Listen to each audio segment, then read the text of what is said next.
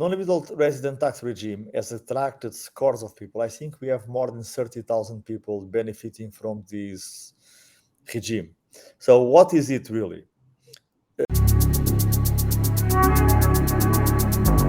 To be eligible, you don't need much. You just need to not having been a resident of Portugal in the last 5 years, meaning that even a Portuguese that has lived abroad is eligible. Okay. So what are the benefits of being an NHR? Yeah. The first big benefit, easily understandable, is that in principle, income sourced abroad does not pay tax in Portugal. You might pay abroad some taxes, but not in Portugal. And since Portugal has entered a lot of double taxation treaties with most of the countries, it means that the taxes that you pay on the country of source will be reduced. Let me give you an example. Let's say that you have shares from Apple. Now, Apple makes iPhones, okay? Yeah. So if you live in the United States, in principle, you pay 30% personal income tax on that income, on the dividends that you get from these shares, okay? But if you live in Portugal and you declare to the bank that is negotiating with your shares that you are a Portuguese tax resident, the United States can only tax 15%, and Portugal will tax 0. The same for dividends in France or in Belgium. It's around the same rate, 30%, and the tax treaty says the France or Belgium can only withhold 15%. So your taxation will be reduced by half in any case.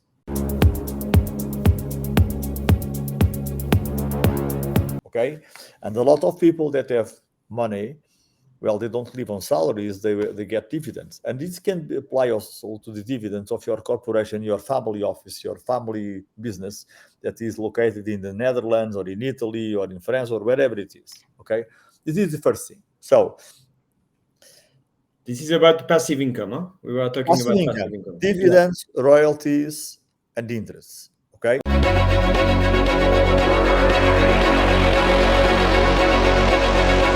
You can lend money to your company, get the interest, and pay 0 tax in Portugal on those interests. You can.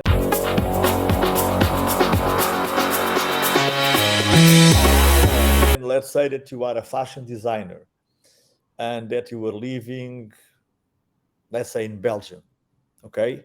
And you are getting a salary that is highly taxed at progressive rates in Belgium. And you come to Portugal instead of getting salaries, you start receiving royalties. Royalties have a reduced rate from 10 to 15%. I think in the case of the United States, it's even less. And you will pay 0 in Portugal. So for this passive income, in most of the cases, you'll pay half what you are paying now. Okay, so this is very enticing if you live on passive income.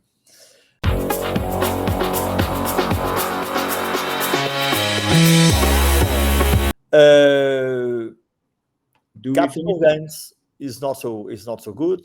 Yeah, sorry. You will pay 20%. Yeah. 28%. Instead, if there is also a micro, small, or medium enterprise that is located in the European Union, you will benefit from the same 14% that you will pay in Portugal. Okay, I think we forgot to put that on the slide, but those are the exceptional cases. Of course, if it is a corporation that is listed on the stock market, it will be 28%.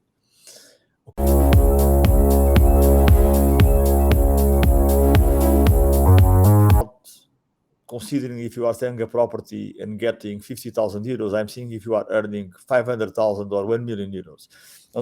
In those cases, your taxation will be 24%.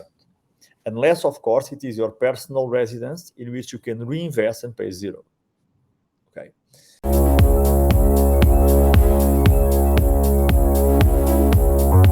So a lot of you that are considering coming to Portugal have some kind of activity. You are either self-employed or you work for a corporation. It can be even your corporation. Okay, so Portugal has drawn a list of professions that we believe are from high added activities. This list is very curious because you can find doctors and engineers, you can find lawyers, so lawyers don't have the benefit, but you can find also cooks, and you can find artists. Okay, so for these people, if they are working for a company and getting a salary, there will be a flat rate of 20% personal income tax. Okay, it is rather good, Yeah. considering what we pay throughout Europe. Okay, if you are self-employed, you will also pay 20% flat rate, but not on the overall of your income, only on 75%. Well, there are some nuances here, but keep in mind that the taxation for self-employment is somewhere between 15 and 20%. That is the basis. You have to check either the profession that you are doing goes into this list, and also contact some specialized person like me to tell you exactly what to do. And the best thing is that if you work abroad, you even have more benefits. Let me give you two examples. Let's say that you are a surgeon, okay? Yeah. And you live in Portugal, but you do go to the United States or you go to France, for instance, to work for 2 months in an hospital, like making, for instance, cataract surgery to the eyes, okay? For you are a Portuguese tax resident, because of that, you cannot be taxed in France as a French tax resident. You will be treated as a salaried worker, but foreigner. In this case, the amount of money that France can levy is around 20 to 25%. In Portugal, you will pay zero as long as that income has been taxed in other countries. Okay. Now, let's say that you are a DJ, famous DJ. You do Ibiza, you do Bali, you do the Emirates, and all of that. If this work is not done from Portugal, of course, if you are doing a record and residing in Portugal and invoicing from Portugal, you will pay taxes in Portugal at a reduced rate of 15 to 20%. But let's say that you are playing Pasha in Ibiza and you are making a residence there for the summer. Whatever you gain in Spain, you will pay taxes in Spain, I think 20% in Spain, and you will pay zero in Portugal. But if you work in the UAE, in the Emirates, you will probably pay zero tax there and zero tax in Portugal. And if you go to Bali, I don't know even how much they will charge you. But the thing with the self-employed is that the law does not require that you are actually taxed. It says that the treaty says you could be taxed. See? So for a lot of professions that you are itinerant, like tennis player, Formula 1 driver, Formula E driver, DJ, creative artists, fashion designer, etc., that you are wandering around the world, you can still put an anchor in Portugal and benefit from a very generous regime. That's a very good news for all the Formula One driver who are listening to us. Well, there is a better place for Formula 1 drivers. They go to Monaco. Yeah, I heard about that. So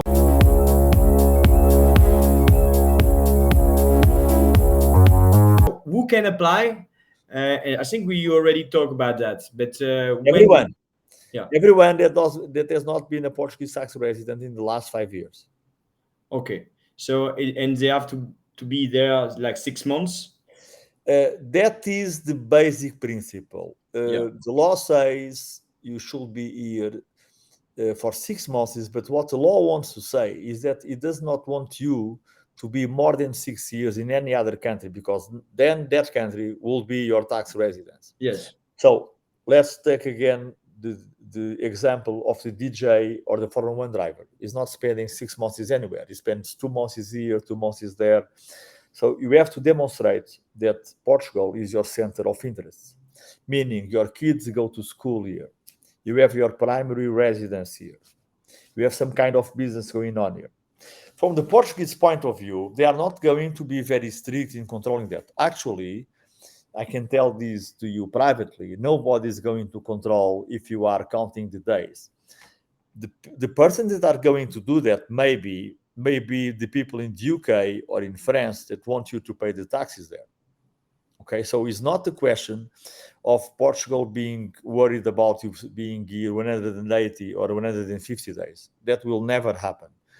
What happens is that some other countries, their tax authorities can be very aggressive, like in Spain or in the UK, and they will control. For Spain, it's difficult to control because we don't have a land border. So you can drive to Madrid in no time and go back and forth as many as you want. Nobody knows where you are, actually, without controlling your credit cards. But if you go to the UK, since there is an actual physical border and you pass your passport, then they can know if you spend more than 183 days in the UK or not. You Okay. see the difference? Within the Schengen area, there is absolutely no possibility of control. Okay. In general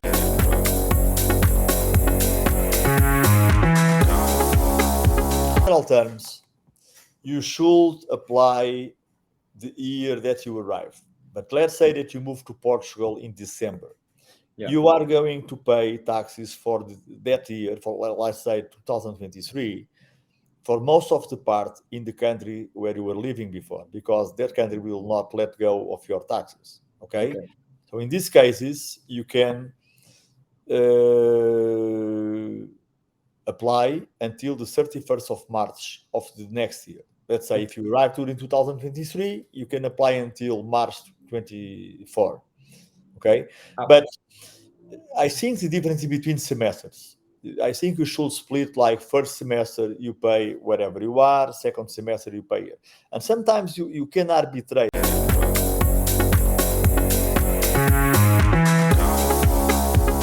Let's say that you are going to sell a company and you want to pay a flat rate of 14% capital gains tax. Maybe you would like to plan your move when to come to Portugal, and probably come to Portugal before you make that sale, depending on the country, of course.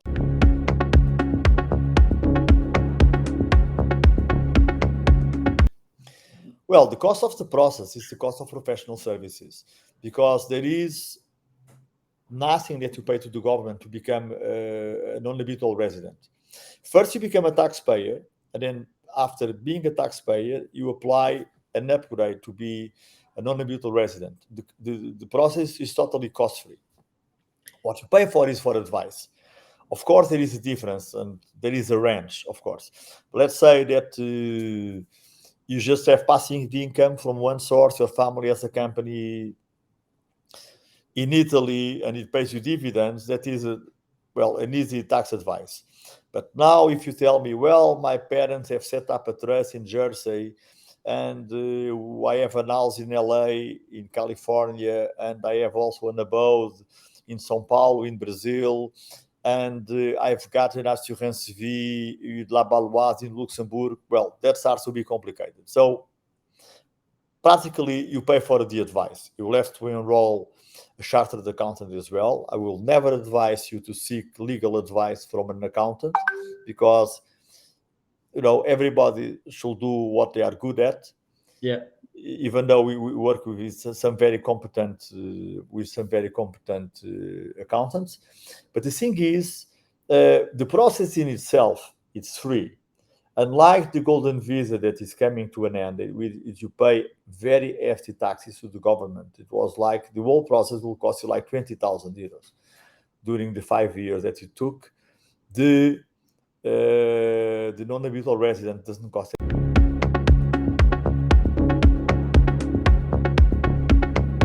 anything. Oh, and there is a plus.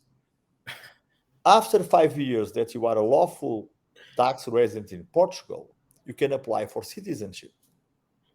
Okay. Right? As long as you can speak some basic Portuguese, which I concede is not so easy, but there are worse languages. There is Croatian and Greek and Russian and Turk and whatever. So compared to those, we are very similar to French. If you can read easily French, you can read Portuguese. Okay, very clear. So we don't have any price there. It can be from 1,000 to 10,000 euros regarding your situation, the complexity of your situation.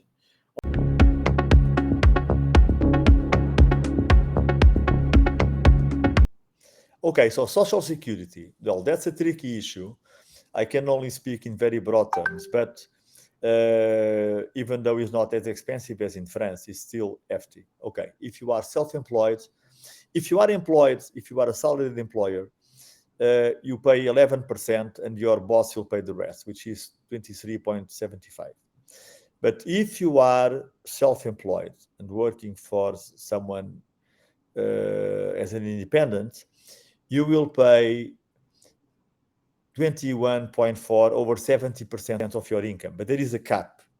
The more you make money, the more, I mean, the cap is like 5,000 a month. So if you are a very wealthy person, let's say that you are a famous DJ and DJ and you are doing the Mykonos, Ibiza, sonar things, and you are doing 2-3 million, what you pay in social security is nothing. Especially because when you work abroad, when you go DJing to Ibiza, you won't pay social security in Portugal for those gigs. You only pay for the gigs that you do in Portugal, for the income that you source in Portugal. Okay, very interesting. This example of DJ remain to coming back, probably dreaming job in another life. About the examples, we give the examples, and with at the end, participant can have this document and have a view on this example. But maybe you want to comment that. Yeah.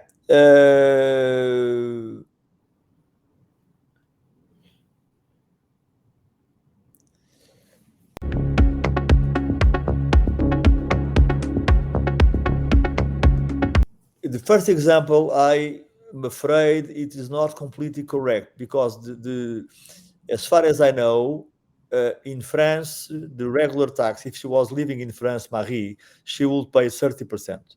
Yeah. Probably not in 10,000, but in something substantially above. Yeah. Okay. With the double taxation treaty, Yeah.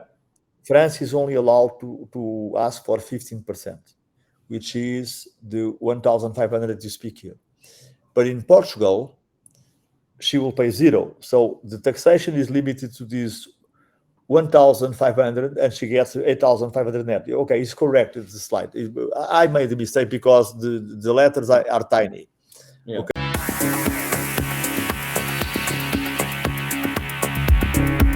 Okay. Yeah. Joseph is receiving employment income from his company based in France. As the salary is taxed in France, Joseph will not pay taxes in Portugal. Yes. Yes. Absolutely. Okay, perfect. And Mark, as an independent contractor, will not pay any tax Oh, in but your. I forgot to say something. In principle, there are two ways to do this. If he salary from he paid from the company in France, he might be either taxed in France as a foreigner, Yeah. or taxed in Portugal at a reduced rate if he goes on the list of the added value professions. So this is something to be seen case by case. Okay. Either way, we are reducing from the top bracket of 48 to 50% to 20 or 25. So it's 50% gain. Okay, crystal.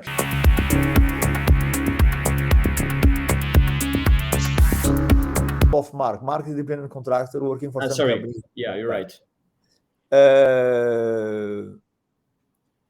Yes, this is correct. If he's one of the special list of activities and he's doing this work, let's say he's an architect, okay? And he goes to Spain and he spends like 1 month there in the Costa del Sol designing or following the works of a beautiful villa, and all the work is done there in Spain, you won't pay taxes in Portugal, you'll pay a reduced rate in Spain.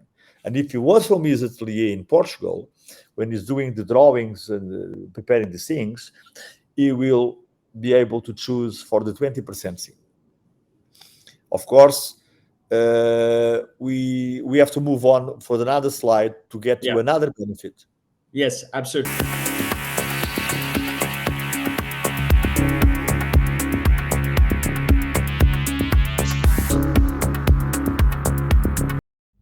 Hello, I hope you have enjoyed this little chat with Don Joao. If you would like to know more about your personal situation, Don Joao offers exclusive 45-minute session to help you understand your needs and suggest a first solution.